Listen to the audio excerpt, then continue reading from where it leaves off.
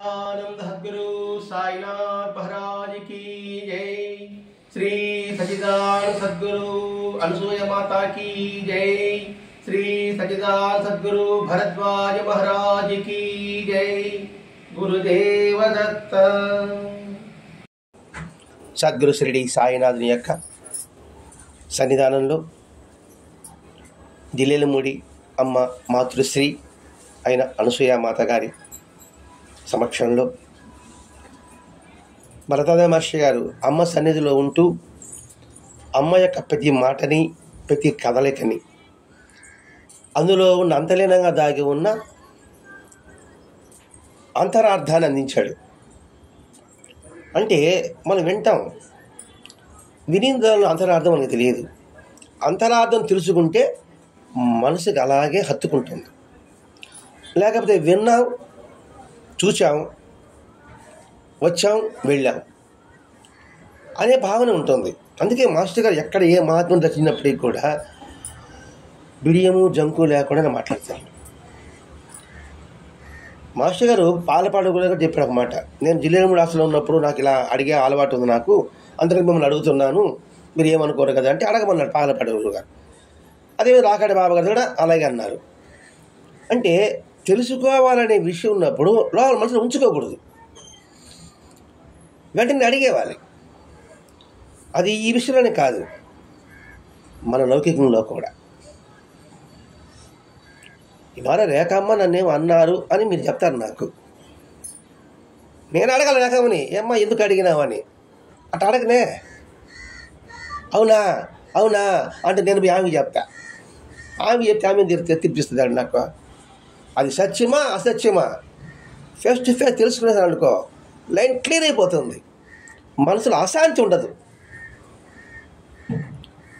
అందుకే మా పెద్ద కూడా మన లౌకిక కూడా ఎందుకు అనుసంధానం చేసుకోవాలనుకుంటున్నామంటే ఎందుకు అనుసంధానం చేసుకోవాలి, అప్పుడే మనకు ప్రయోజనం. ఈరోజు అమ్మ దర్శనం, అమ్మను చూడడం కాదు, అమ్మ దర్శనం. దర్శనం అంటే మనోనేత్రంతో దర్శనం. ఆ దర్శనం ఎలా ఉండాలి? హృదయపూర్వకంగా చాలా శ్రద్ధతో ఆమెను దర్శించగలగాలి. అంటే ఒక రూపం చూసామనుకోండి, ఆ రూపం పట్ల ఎలా ఉండాలి? ప్రతి అణువణునందు కూడా మన మనసులో ముద్రించుకుపోవాలి. ఇప్పుడు అమ్మ దర్శనం లభించడం ఒక మహా అదృష్టం, మహాత్ముల దర్శనం లభించడం మహా అదృష్టం. కానీ ఆమెడితే ఉంటుంది, నాకేం తెలియదండి, నేను మామూలు గృహస్థాన్ని అనే అంటారు. ఆమె తప్పుకున్న మరు క్షణంలో ఒకసారి ఆమె నోటి వెంట అసలు సత్యం బయటపడిపోతుంది. ఏది? ఆమె కృప వల్ల మీరు వచ్చారు, నా కృప వల్ల మీరు వచ్చారు, నేను తలుచుకుంటేనే మీరు వచ్చారు అని అప్పుడప్పుడు మాటలు బయటపడిపోతుంది. నిజంగా మహాత్ముల కటాక్షం లేనిదే వారి సన్నిధిలో మనం అడుగు పెట్టలేము. అది స్పష్టంగా ఎవరికి వాడు గ్రహించాలి. ఒక ప్రశ్న వస్తుంది, వాడికి భక్తి లేదండి, ఏమీ లేదండి, వాడికి మాత్రం షిరిడీకి 10 సార్లు పోయినారే, వారు మాత్రం మహాత్ముల సేవ లభించిందే అంటే దానికి మాస్టర్ అంటాడు, వారికి ఆ మహాత్ముడికి రుణానుబంధం ఒకటి ఉంది. ఆ రుణానుబంధం తీర్చడం కోసంగా వాడికి భక్తి ఉన్నా లేకపోయినా వాడి దగ్గరికి చేస్తారు. ఎందుకంటే వీళ్ళకి రుణానుబంధం పోవాలి కదా, వాడి రుణానుబంధం తగ్గిపోవాలి కదా. కాబట్టి దీన్ని బట్టి మనం బాధపడాల్సిన అవసరం లేదు. ఆయన దశని వెళ్లకుండానే అక్కడున్న వాళ్ళే శరీరం వదిలిపెట్టిన వాళ్ళు చాలా కొంతమంది ఉన్నారు, వెళ్దామనుకుని కూడా వెళ్ళలేకపోయేవాడు అనేక మంది ఉన్నారు. పోనీ ఆయన దర్శనం చేసుకొని తహరాలాడుతున్నా కూడా నిష్క్రమించేశారు, అంటే చనిపోయారు. ఇప్పుడు షిరిడీకి కూడా చాలామంది వెళ్ళాలనుకుంటుంటారు, చాలా భక్తి ఉంది. ఒకరిని పిలిస్తే ఫ్రీగా తొలుకోబోతా ఉంటే కూడా సరే రాలేకపోయాడు పెద్ద ఆయన. అంటే ప్రాప్తాలు గంటినంటే ఇప్పుడు మన కలిగే ప్రాప్తాన్ని దాన్ని సార్థకం చేసుకోవాలి అనే విషయం గుర్తుపెట్టుకోవాలి ఇక్కడ. మరి వాళ్ళ గత ఏం కావాలి అంటే అలా చూడకుండా వదిలిపోయినాడంటే, ఆమె దర్శనాన్ని వెళ్దామనుకుంటే కొందరు అనుకునే కష్టాలు, చిక్కులు, ప్రయాణం ఆగిపోవడాలు ఎందుకు జరుగుతుంది? నేను వెళ్ళాలనుకున్నాను కదా, మళ్ళీ ఎందుకు ఆటంకాలు వచ్చాయి? ఎందుకంటే మన ప్రారంధానికి అడ్డుపడే అవకాశాలన్నీ అడ్డుపడుతుంటాయి. అది వదిలితే కానీ వాడి దర్శనం మనకు లభించదు. బయలుదేరుతాం, వెంటనే ఏదో టక్కన దిగుతుంది అనమాట, తప్పించుకోవాలని వాసన వచ్చేస్తుంది. కాబట్టి వీటన్నిటి వెనుక కూడా అమ్మ సంకల్పం బలంగా ఉంటుంది. పైన చెప్పిన వాళ్ళే కాదు, ఆమె గురించి వినని వాళ్ళు, విన్నా నమ్మని వాళ్ళు, నమ్మినా ఆమె సర్వాంతరం కదా, పోకపోతేమే అనేవాళ్ళు. ఆమె అంతటా ఉంటుంది కదంటే ఆడకపోతేనా అనేవాళ్ళు కూడా ఉన్నారు. ఎందుకంటే మాస్టర్ గారి ఆరాధనకి, జయంతికి తేదీ ప్రకారంగా పోవాలి, తిథి ప్రకారం మనం చేసుకోవాలి అన్నప్పుడు ఒకసారి అన్నాడు, ఆయన మాస్టర్ అంతటా ఉన్నాడు కదండి, ఒంగోలు వేసి సమాధి దర్శిస్తేనైనా అని అడిగాడు. నేను వాళ్ళు తప్పుపట్టడం కాదు, అవగాహన లోపం. అటనుకున్నప్పుడు మాస్టర్ గారు అనేక మంది మహాత్మ సమాధి ఎందుకు దర్శించగలిగారు? మాస్టర్ గారు పక్కన పెడదాం, మిగతా మహాత్ములతో సంగతి ఆలోచిద్దాం. ఇక్కడ మనం అక్కడే పొరపాటు చేయకూడదు, అందుకని వివరించుకుంటాం మేము ఇక్కడ. అలా అంతటా ఉంటాడు కదండి, ఆమె ఎక్కడున్నా కాపాడుతుంది కదా, అది చెప్పాల్సిన అవసరం ఏమిటి?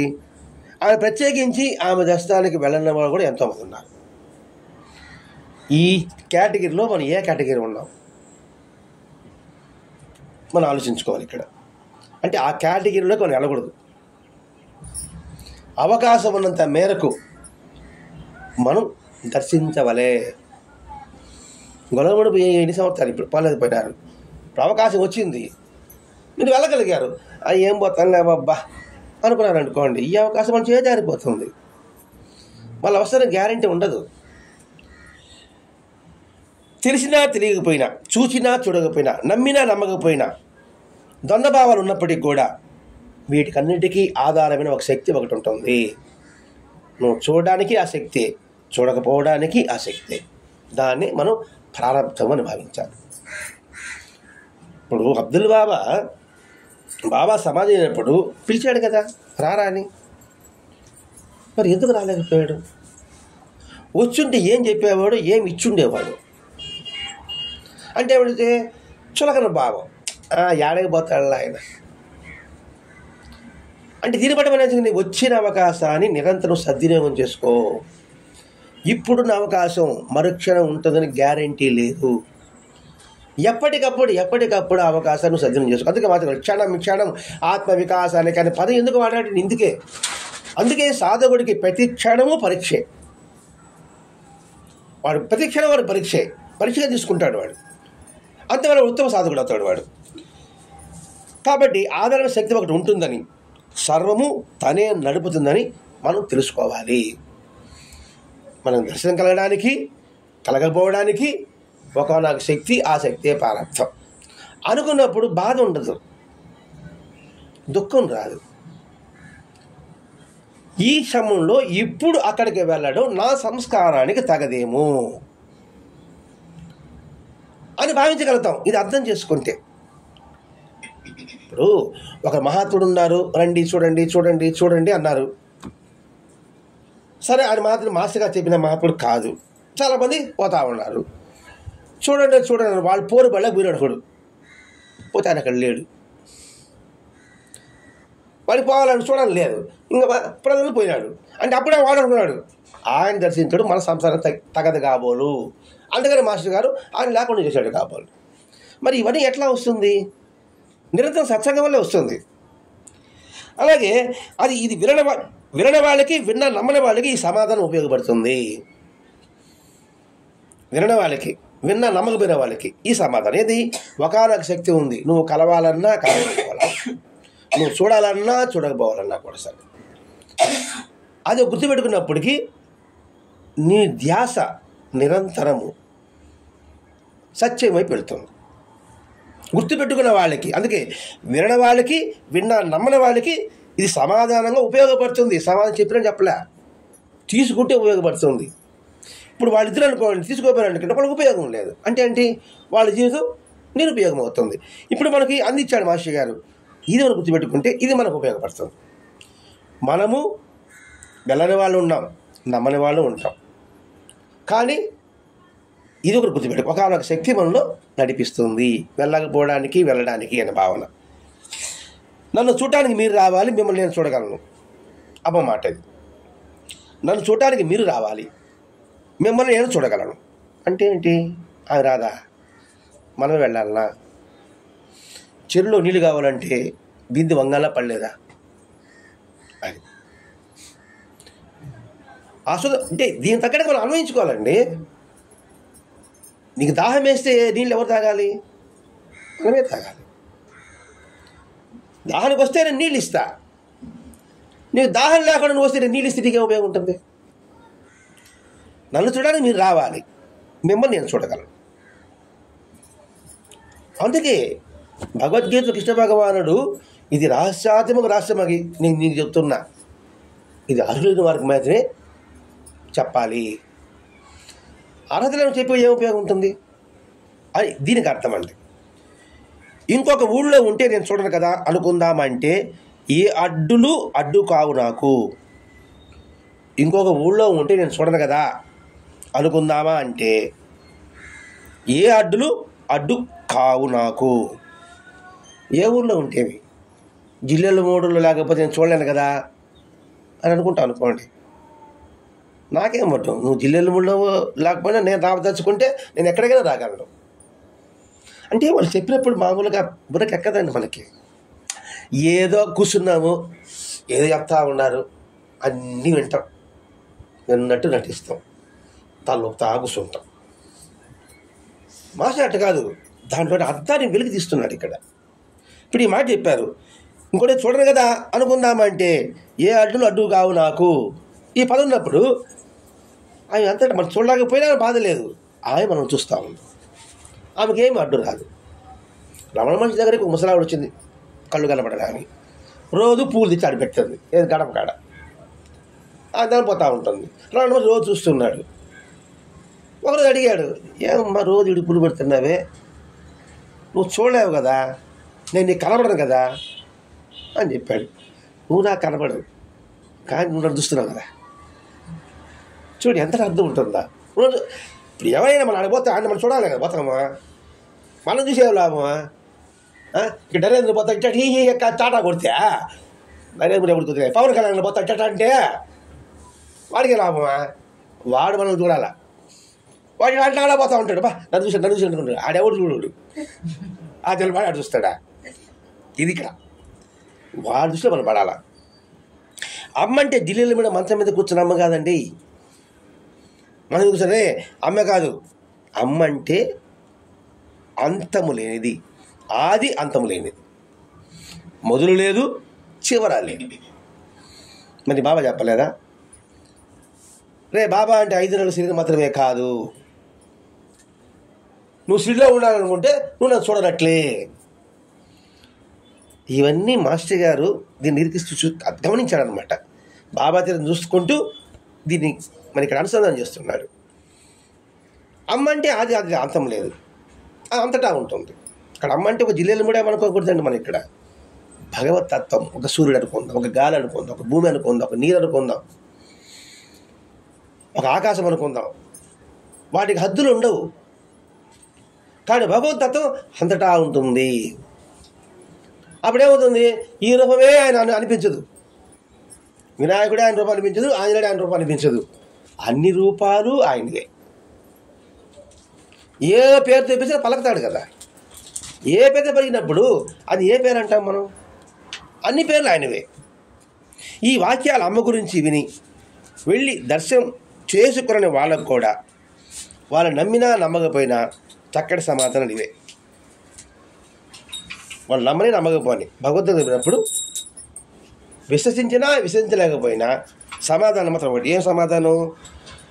ఇంకొక ఊళ్ళో ఉంటే చూడరు కదా, ఇంకొక ఊళ్ళో కూడా వాళ్ళు మనకు దర్శనమిస్తారు. అమ్మ ఇప్పుడు దావదగుండలో లేదు, దావదగుండ వాళ్ళకే సత్సంగం అనుకుంటున్నాము. దావదగుండలో కాకుండా ఇంకొక ఊళ్ళో కూడా ఆమె ఉండగలుగుతుంది, చూడగలుగుతుంది. అట్లాగే అమ్మ అంటే ఆ శరీరం మాత్రమే కాదు, అమ్మ అంతటా ఉంది. ఇప్పుడు బాబా అయితే బాబా ఇక్కడ ఈ శరీరం మాత్రమే కాదు, ఆయన అంతటా ఉన్నట్టుగా. ఈ వాక్యాలన్నీ కూడా నమ్మిన వాళ్ళకి నమ్మని వాళ్ళకి.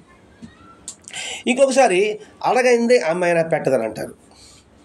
అడిగితే పెట్టి అమ్మ ఎట్లా అవుతుంది? చేస్తాం. అడిగితే పెట్టిన అమ్మ ఎలా అవుతుంది? అవసరం తెలుసుకొని గమనించి పెట్టేది అమ్మ. వాళ్ళు భగవంతుడు. ఎందుకు భగవంతుడే మన తల్లి తండ్రి గురువుదేవు అనుకుంటామంటే, నిజంగా మనం అడగని ఎన్ని ఇస్తున్నాడు ఆయన, మన అవసరం ఎన్ని తీరుస్తున్నాడు, అదే మనకు గుర్తురావు. నేను అడిగింది ఇవ్వలేదే, అదొక్కటి మాత్రమే గుర్తుంటుంది. మనం అడిగింది ఎన్ని ఇస్తున్నాడండి. కూర్చోడానికి బ్రహ్మాండంగా శక్తి ఇచ్చాడు, ఇంతకన్నా కావాలా? నా కూర్చుని మీద కూర్చోకుండా అడిగే కూర్చుని కూర్చోబెట్టాడు. అడగకుండానే మీకు ఇన్ని అవకాశాలు ఇస్తున్నాడు. వాళ్ళు అమ్మ. భగవతత్వం అది. ఒక రోజున ఒక వేదాంతం రామచంద్ర దగ్గర వచ్చాడట. ఇది వరకు నేను చూశాను అని చెప్పిందట ఆమె. అదే ఆయన ఫస్ట్ రావడం. అక్కడే కూర్చొని ఒక అన్న వెంటనే అడిగారు, నువ్వు చూడని వాళ్ళు ఎవరమ్మా అని. చూశాను. నువ్వు చూడని వాళ్ళు ఎవరమ్మా? చూడని వాళ్ళే కనబడరు ఇక్కడ అంటే అందరూ చూస్తూ ఉన్నారు అంటే సర్వజ్ఞత్వం. ఒక ఆయన వచ్చాడు, నేను చూశానన్నారు. అందరినీ అంటే అదే మాట్లాడతాను, నువ్వు ఎవరు చూడలేదు అని చెప్పి అంటాడు. నేను చూడడం వాళ్ళు ఒక్కరు కూడా లేరు అంటే భగవంతుడి యొక్క దృష్టి అందరి పట్ల సమంగా ఉంటుంది. అన్నమయ్య చెప్పలేదా? వాన పడుతుంది, మిది మీద పడుతుందా? గుడిసి మీద పడదా? నేల మీద పడదా? బ్రహ్మం ఒకటే, పరబ్రహ్మం ఒకటి కీర్తికి పాడలా? కాబట్టి ఇక్కడ మహాత్ముల తత్వం ఏంటంటే అందరినీ సమభావంతో చూసుకోవడమే. వెంకటేశ్వరని అడిగారు, దేవుడు ఎట్లా కనబడతాడే అన్నాడు వెంకటేశ్వరని. ఏం చెప్పాడు ఆయన? యజ్ఞం చేయండి, పూజ చేయండి, భజనలు చేయండి, వెండి కిరీటాలు పెట్టండి, బంగారు కిరీటాలు పెట్టండి అని చెప్పాడా? అందరినీ సమానంగా చూస్తే దేవుడు కనపడతాడు. దీనికి ఎక్కడ పోవాలి మనం? అడిగి పోవాలనా? గడ్డల మీద పెంచుకోవాలనా? గుడ్డలు మార్చుకోవాలనా? కొండకి వెళ్ళిపోవాలనా?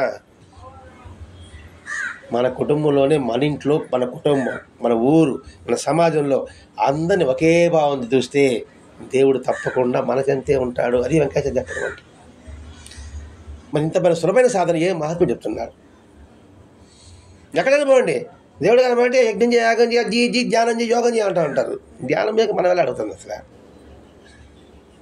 దానికి సింపుల్గా చెప్తారండి పెద్దలు. ధ్యానం కూడా పెద్ద కష్టం కాదు. మనం కూడా ధ్యానం చేస్తూ ఉన్నాం, మన ధ్యానం సంగతి మనకు తెలియదు. వంట వండుతున్నావు, దాని మీద జాగ్రత్త లేకపోతే వంట బాగుంటుందా? అది ధ్యానం కదా. ఏమ్మా అర్థంగా చెప్పు. నిజంగా బియ్యం పోసినాము, ఎదురు పెట్టాము, ఇన్ని పనులు చేస్తున్నా కూడా సరే టీవీసీలో చూస్తూనే ఉంటాం. గబాకి వచ్చి కలపెట్టమ్మా అంటే ధ్యాస ఏముంది? దీని మీద ఉంది ఎక్కువగా. ఆ టీవీ బొమ్మలు వాడుతూ ఉన్నది అంతే. ఆ బొమ్మను ఏం చెప్పారంటే మళ్ళీ రేపు చూస్తానులే దాన్ని. కాబట్టి ధ్యాస ఎంత ఏముంది? ఇప్పటి కట్టుకు పోతుంది దాన్నమా. మన ధ్యానం కాదంటారా? ధ్యానం కొంచెం కళ్ళు మూసుకోవాలన్నా, కొండ మీద ఎక్కాలన్నా, ఎక్కడన్నా. ఇంకా సులభం కావాలంటే మ్యూజికల్ చైర్ మనం ఆడు ఉంటాం. మ్యూజికల్ కుర్చీలు పెట్టి ఒక పాట పెడతారు, తిరుగుతూ ఉంటారు. పాట ఆగిపోతేనే కుర్చీలో కూర్చోవాలి. మీరందరూ పరిగెత్తారు చూడ తప్పట కొడతాడు, పిలుస్తాడు, ఆ పేరు పెట్టి మీకు వినపడ్డాయా? అవన్నీ వినపడ్డాయమ్మా?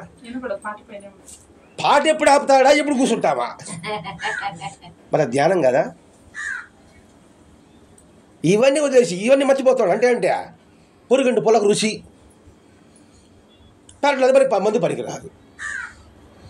సులభమైన విధానం చెప్పారండి మహాత్ములంతా కూడా. కష్టమైన విధానం ఎవరు ప్రతి ఒక్కడు తరించాలి. అంతేగాని ఎవడో ఒక కులం వాళ్ళు, ఒక మతం వాళ్ళు, ఒక జాతి వాళ్ళు తరించాలని లేదండి. ప్రతి ఒక్కడు తరించాలి. అదే సనాతన ధర్మం అంటే. కొంతవరకు కేటగిరీ కాదు, వీళ్ళే తరించాలి, వీళ్ళే పూజ చేయాలని లేదండి.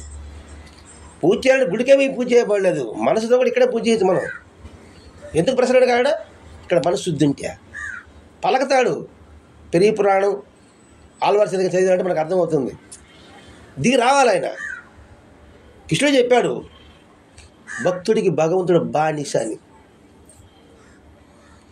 మరి ఉంటుంది, కానీ మనలో అంత స్టెబిలిటీ లేదు. అంటే కాసేపు అటు ఇటు ఊగుతూ ఉంటుంది అనమాట. అందువల్ల మనకు అనుభవాలు రావు. ఈ వాక్యంలోని భావం మనకు అమ్మ దర్శనం లభించడానికి కారణం మన ప్రయత్నం కాదు, ఆమె సంకల్పమే అనిపిస్తుంది. అది సంకల్ప శక్తి. మనం ఏ తీర్థశాలకు వెళ్ళినప్పటికీ కూడా ఇందులో ఎవడో చెడుకొమ్మినాడు అంత సుమ్మా మాటలు అవన్నీ. ఆయన పిలిస్తే మనం పోయినాం. కానీ పైకే ఒకడు ఉంటాడనమాట, బా ఈయన వల్ల నేను చూశాను, అదంతా జీరో.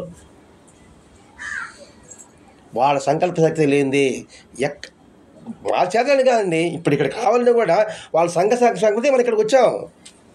వాళ్ళ సంకల్ప లేదు, మన ఏదో పనులు పడిపోద్ది అంతే. రాలేం కూడా రాలేదు.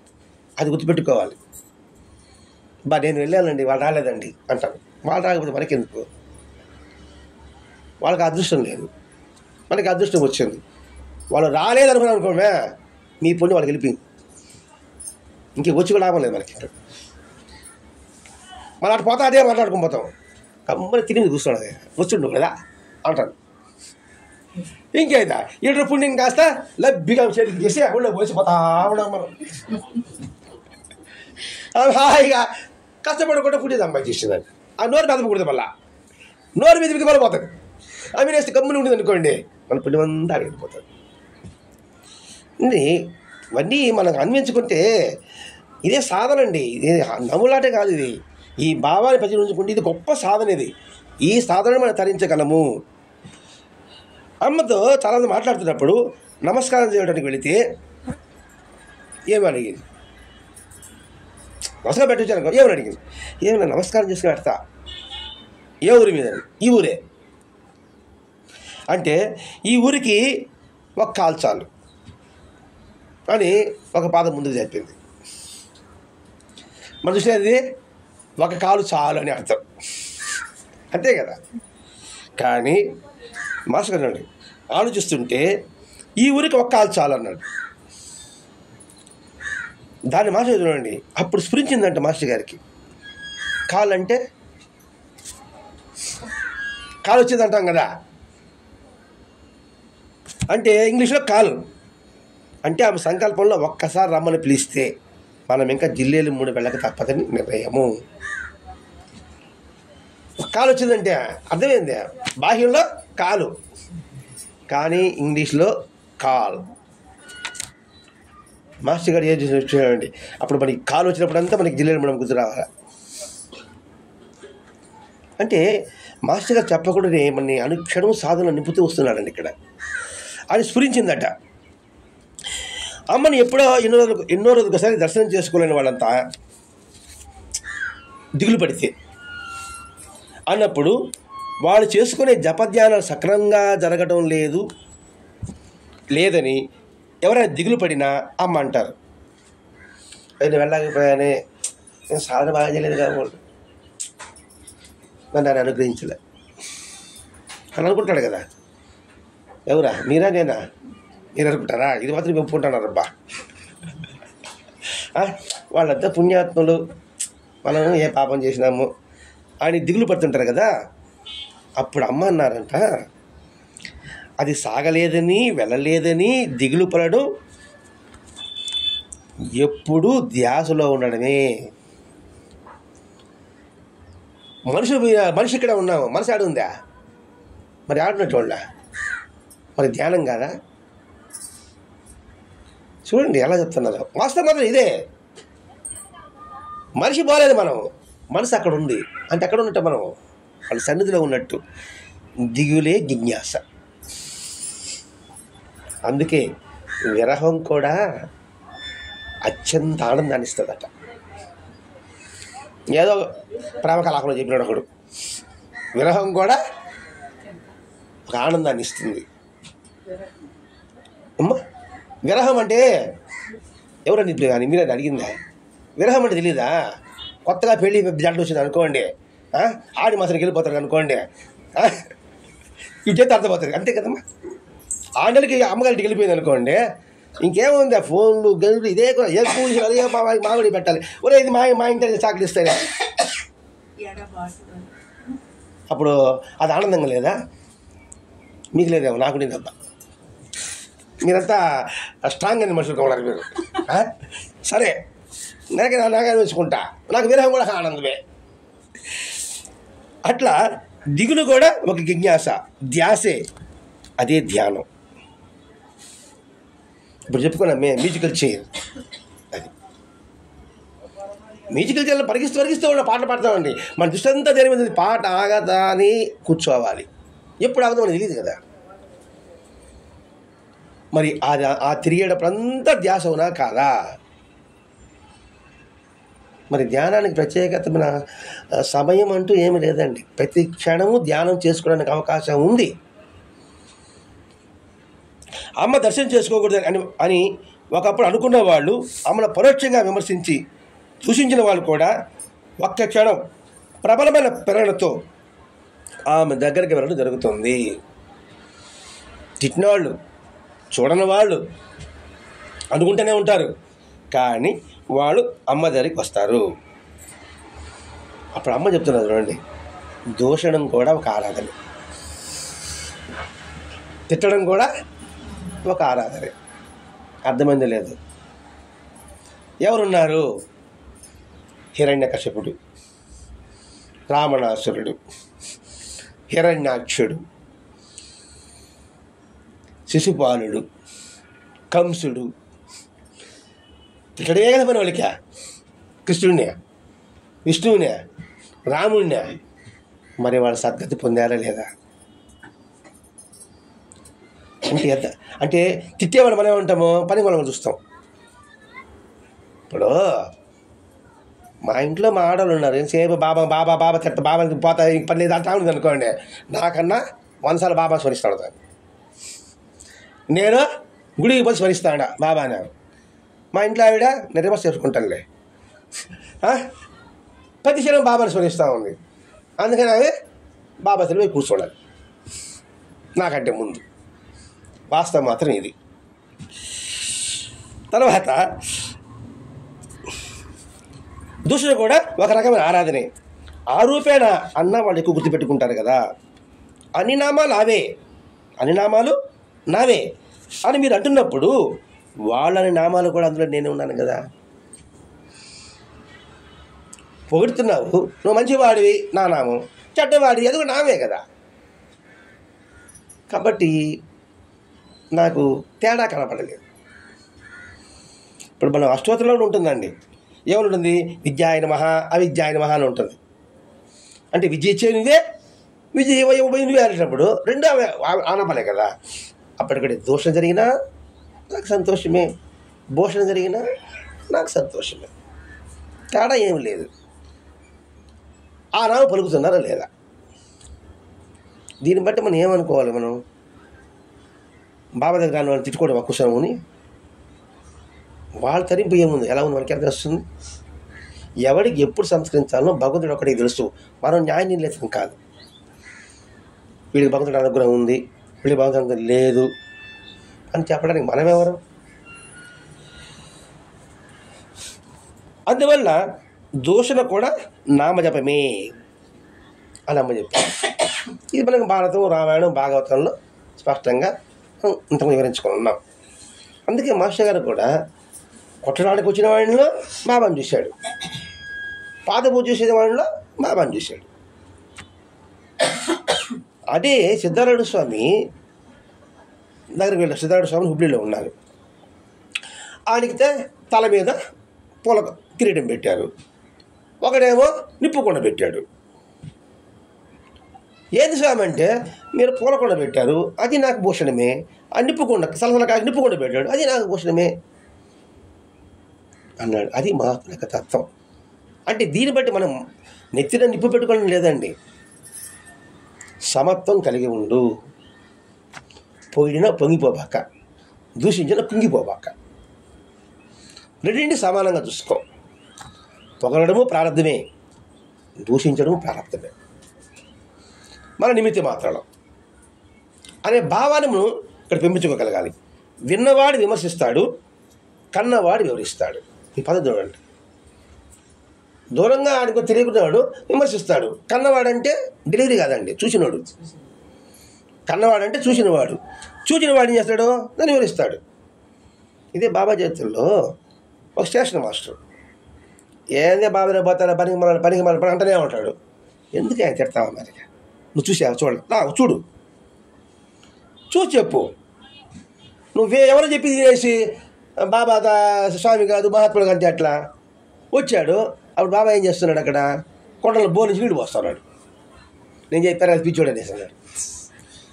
అప్పుడు బాబా ఏమన్నాడు, నా దగ్గర కొండలన్నీ బోర్ నుంచి వస్తున్నాయి, తిరగబడతాయి కదా, నీళ్ళు పోయగలమా. వీడు చూసినాడు కాబట్టి, వివరించాడు కాబట్టి వాళ్ళు దొడుకొని వచ్చినాడు. కాబట్టి దేనైనా స్వయంగా చూచి తెలుసుకొని మాట్లాడు. వాళ్ళకే మనకే పెద్దగా చెప్పండి వాళ్ళ మాట అన్నా మనకి. ఇది వాళ్ళ కొరకు సీడీలో జరిగితే చిల్లరముడి కాదు, మనకే చూచి మాట్లాడు. అంతేగాని ఎవడో చెప్పేది వినేసి మనం ఎస్టిమేషన్ వేసుకోకూడదు. అది చాలా పాప భారం. అది స్వయంగా తెలుసుకో, స్వయంగా పరిశీలించు. తప్పు ఉంటే తప్పుకో, ఒప్పు ఉంటే దగ్గర చేరుకో. ఇట్లా ఒక్కొక్క పాయింట్ మనం అర్థం చేసుకోవాలి. ఇది వింతల విశేషాలు అనే దాంట్లో అర్థం అది. అక్కడ జరిగిన వింత విశేషం మనం గమనించుకుంటూ రావాలి. అమ్మ దర్శనం చేసుకోవాలని వారు చేసే విమర్శల గురించి నొచ్చుకున్న వాడికి ఇది గొప్ప సమాధానం. అయితే ఒక్కసారిగా విముఖంగా ఉన్న వారికి కూడా అమ్మ దర్శనం చేసుకునేందుకు ప్రేరణ ఎందుకు కలగాలి? విమర్శించే వాళ్ళు కూడా ఎందుకు ప్రేరణ కలగాలంటే అది ఆమెలో సంకల్పం. తల్లికి బిడ్డలు అందరూ సమానమే కదా. ఒక బిడ్డ పెదరగా ఉంటే పిలిచి అన్నం పెట్టదా, తరివేస్తుందా? కాబట్టి అమ్మని విమర్శించిన వాళ్ళు కూడా అక్కడ ఎట్లా వస్తారండి, మమ్మల్ని రప్పించలేదే వాడిని రప్పించింది అంటే అది ఆమె సంకల్పంలో భాగం. వాడిని శుద్ధి చేయాలి. బాబా చేతిలో బాలా బట్టిన శుద్ధి చేయలే మరి. ఇవన్నీ మనం మనసుకి అన్వించుకుంటూ రావాలండి. అంటే ఇతర మనసులో చేస్తుంటే ఇతరుల చేత చేయించవచ్చు అని అమ్మ వాక్యమే సరైన సమాధానము. ఇప్పుడు వాళ్ళు ప్రేరణ కలిగితే కదా వాళ్ళు వస్తారు, చెప్పేది వింటారు, వాళ్ళని పని చేయించుకోవచ్చు. అని పని అంటే ఏంటి, ఆ సొంత పని ఉండదు, సమాజ పని, సమాజానికి హితోదగా ఉపయోగపడే పని. అతన్ని ప్రేరణ కలిగిస్తుంది. అంతెందుకు మనకి ఎవరికి బాబా గురించి తెలియదు, మనలో ఏదో ఒక సమస్య పెట్టాడు, ఆ సమస్య పరిష్కరించాడు, దాంతో మనం అందరి చేరాం. అందరి చేరిన తర్వాత ఆయన పని సత్సంగం జరిపించుకుంటున్నాడా లేదా, ఏం అర్థం కాదు అక్కడ. అది ఇప్పుడు సత్సంగం జరిపించుకోవాలి సంకల్పము. సత్సంగం చేయమంటే ఆవిడే చేస్తాడా అని అన్నవాళ్ళ మనం అంతా కూడా. అందుకని ఒక వాత పెడతాడు, దానికి పూత పోస్తాడు. పూత పూసిన తర్వాత అబ్బా పూత పూసాడు కదా ఆయన మనకి కొంచెం గౌరవిస్తావరా అనడం వల్లే సత్సంగా జరుపుకుంటున్నాం. అదే ఇక్కడ అమ్మగారు చెప్పడం కూడా. అమ్మని వదిలి దూరంగా పోతున్నామనో లేక పునర్దర్శనం త్వరగా చేసుకోలేమనో వాపోయే వాతో అమ్మ అంటున్నారు. ఇప్పుడు కొంచెం ట్రాన్స్ఫర్స్ ఉంటాయి, లేకపోతే కొంచెం బయట ఊళ్ళో పోవాల్సి వస్తుంది. అంటే ఈ ఊళ్ళో ఉద్యోగం చేస్తున్నప్పుడు మనం రోజు బాబా గుడికి పోతున్నాము, మీ వారికో లేకపోతే మీకు ఎవరికో ట్రాన్స్ఫర్ వచ్చేసింది, అయ్యో ఇక్కడ సత్సంగం పోయింది ఎట్లబ్బా ట్రాన్స్ఫర్ మార్చుకుంటామా అనుకుంటుంటాం. అనుకునే వాళ్ళు సమాజం చెప్తున్నారు, అమ్మ మీ వెన్ను కాచుకునే ఉంటుంది. ఈ సంఘటన మనకు చాలా సత్సంగా జరిగాయి. సూర్యాపేట సత్సంగానికి హాజరవుతున్నారు ఒక మేడం, వాళ్ళ ఇంటే నాయుడుపేట ఇల్లు కట్టాడు. నేను పోలమర్రు అని కూర్చున్నా, మధ్యస్థానికి వచ్చా. ఏం చెప్పాలా, అక్కడ నేను దానికి పంపిస్తున్నాడంటే ఏదో నీ చేత ఏదో పని అని చేయించుకుంటాడు, లేకపోతే రాదు అని మాస్టర్గా చెప్పిన సమాధానమే వాళ్ళకి చెప్పాల్సి వచ్చింది. వెళ్ళిన తర్వాత అక్కడ సత్సంగం ఏర్పాటు అయిందా లేదా. అలాగే అట్లా సంకల్పం ఒకటి ఉంటుంది అన్నమాట. అని చెప్తాడు, అమ్మ మీ వెన్ను కాచుకునే ఉంటుంది.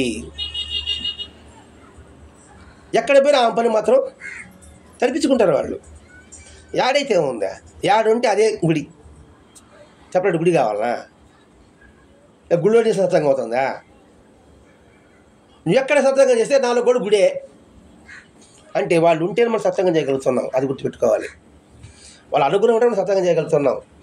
వాళ్ళ అనుగ్రహం ఉంటేనే సత్సంగం చేసుకోవాలని ప్రేరణ కలుగుతూ ఉంది. వాళ్ళ అనుగ్రహం ఉంటేనే సత్సంగం చెప్పగలుగుతున్నాం. అంటే వాళ్ళ మనసు శుద్ధి చేయడం కోసంగా మన వెంటే వాళ్ళు ఉన్నారు. వీటికి రమణ మహర్షి దగ్గర కూడా ఆచారం. అనేక దేశానికి వస్తారనమాట. ఏ విధమైన ఆధ్యాత్మిక పురోగతి కనిపించలేని వాళ్ళు వాపోయినప్పుడే అమ్మ దగ్గర కూడా కొంతమంది వాపోతున్నారు. చాలామంది వస్తారు రమణ శాస్త్రానికి. వచ్చాము, ఏమి నాకు అనుభవం రాలేదే. వాళ్ళకి అనుభవాలు వచ్చాయి, నాకే అనుభవం రాలేదు. అసలు అనుభవం కాదు, నాకు మనసు పీస్ఫుల్గా కూడా లేదే. అనుభవ సంగతి పక్కన పెడదాం. అనుకున్న వాళ్ళు రమణ దగ్గర వచ్చిన వాళ్ళు కూడా అలాగే అమ్మ దగ్గర అనుకున్నట. వృధాగా రావటం లేదు అమ్మ సమాధానం. వచ్చే సంకల్పంలోనే కొంత ఫలం. పాఠం అర్థం కాలే, అటెండెన్స్ పడిందా? సత్సంగానికి వచ్చావు, అర్థం కాలేదా? ఏం లేదు, సత్సంగానికి వచ్చావా, దాని ఫలితంతో అన్ని పాయింట్ డబ్బులు అడేస్తాడు. మరి ఫలితం రాలేదు ఎందుకు అనుకోవాలి మనం? మనం అనుకుంటాం ఏదో విన్నామడి, ఏమి అర్థమే కాలేదు. వాళ్ళకి బాగా అర్థమైందంట, నాకు అర్థం కాలేదు. వాళ్ళకి అర్థమై ఏం చేసినారు? అర్థం కాకుండా మనం ఏం కోల్పోయాము. అక్కడికి వెళ్ళడమే ఒక గొప్ప ఫలితం. రావడం ఎక్కువ, వృధా మాత్రం ఎన్నటికీ కాదు. ఈ మాట చివటం కూడా చెప్తారండి. చివటం వస్తారు, ఏందమ్మా వస్తాడని పోతా ఉన్నారు, వాళ్ళు ఏమైనా మార్పు రాలేదు కదమంటే, రావటం అని వచ్చింది కదే అన్నాడు. ఇదే మన మనసు దగ్గర కూడా అన్నారు.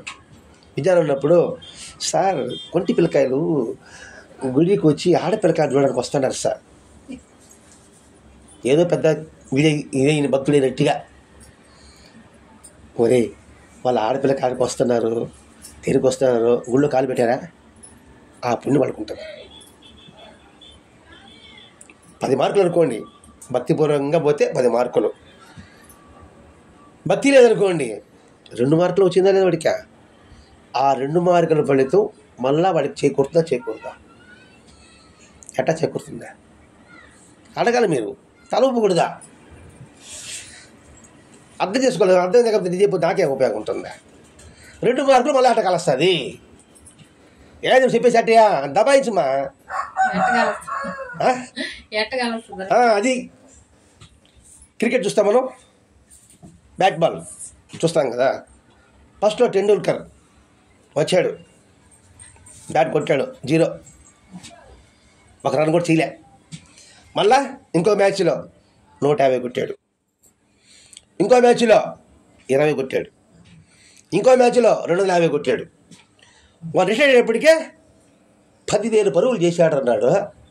మరి 10, 20, 250, 150 కలిసిందా లేదా? అర్థమైందా? తల్లా నా బాధలన్నీ ఏదో చెప్పుకుంటూ పోతే అట్లా అట్లకే. కాబట్టి ఆ 2 కలుస్తుంది, మళ్ళీ ఇంకో జన్మ ఉంటుంది కదా, అప్పుడు 4 కలుస్తుంది. అలా కలవడిదే. అది 10,000 పరుగులు ఒకేసారి చేయగలరు ఎవరైనా?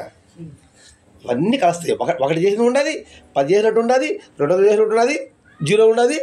అన్నీ కలుసుకుంటేనే టెండూల్కర్ 10,000 పరుగులు చేశాడు రా, విరాట్ కోహ్లీ 15,000 పరుగులు చేశారు అంటాడు. అంటే స్టార్టింగ్ నుంచి ఆ పరుగులు కౌంటింగ్ వచ్చిందా లేదా? మన పరిస్థితి కూడా అదే.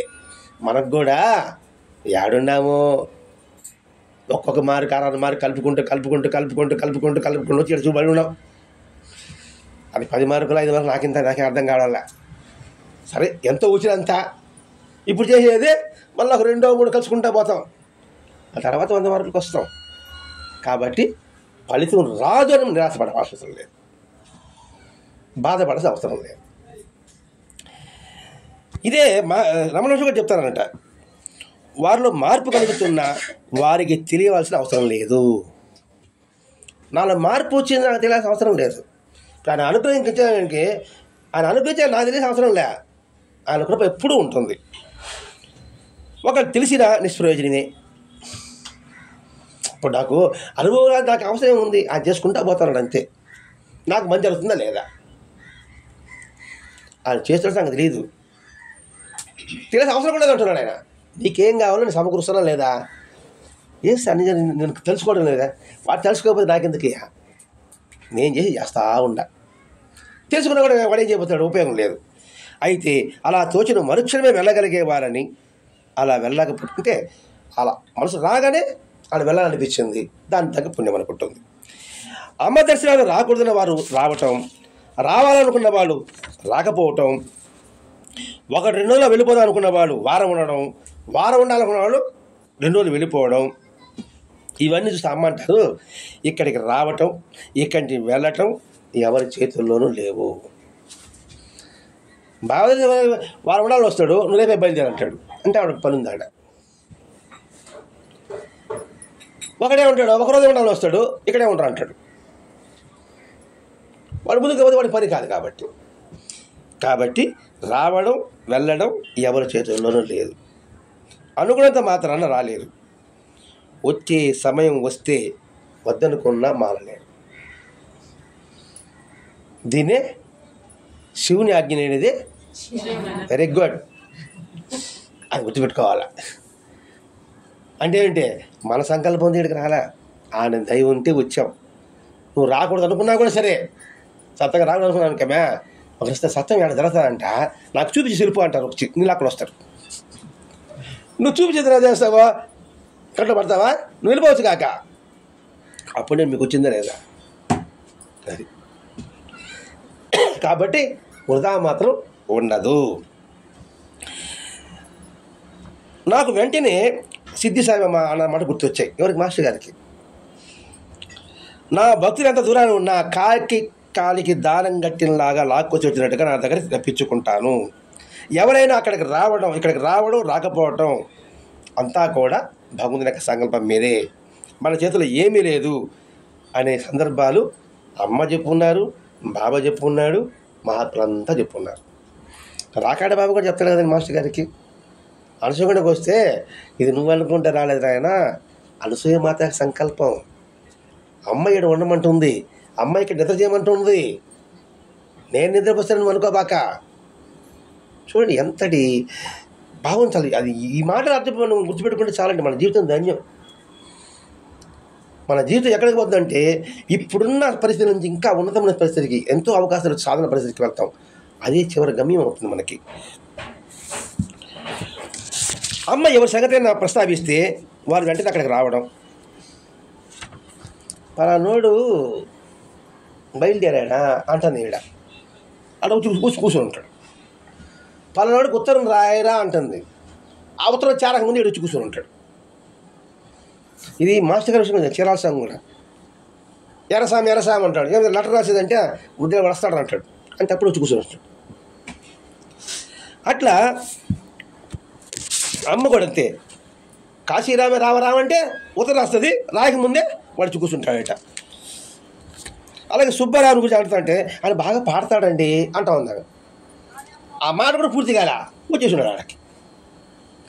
అది సంకల్ప శక్తి. అలాగే ఒకరోజు అక్కడ కూర్చొని 2 పిల్లలతో ఆ ఊరు వాళ్ళు, మీరు ఇంటికి వెళ్ళండి అమ్మా వచ్చారు. వెళ్ళండి, నేను ఇప్పుడే కూర్చున్నాను కదా. సరే వెళితే అప్పుడేదో ఆడ దిగి ఉండదు, వీళ్ళ కోసం రావడము ఏదో జరగడము జరిగింది. అలాగే ప్రతి విషయంలో, ఆఫీస్ విషయంలో కావచ్చు, ఇంకో విషయంలో కావచ్చు, మనకు బాబా చేతుల్లో ఎలా జరిగిందో, బాబా చేతులే కాదండి మహాత్ముడి చేతుల్లో ఎలా జరిగిందో అన్నీ కూడా అమ్మ దర్శనంలో ఇక్కడ లభించింది. అమ్మ దర్శనమే పరమ పావనం, అమ్మ దర్శనమే శాంతికి నిలయం, మహాత్ముల యొక్క దర్శనమే శాంతికి నిలయం. ఇప్పుడు ఈ బాబా సన్నిధిలో జరిగి ఉన్నది. అలాగే సాయినాథ గ్రంథంలో మనకి ఎన్ని సంఘటనలు లేవండి. ఆయన అనుకుంటే రావడం, మహాత్ముల ముద్దు బిడ్డల్లో సంకల్ప శక్తి అధ్యాయంలో మరి ఎన్ని జరగలేదు.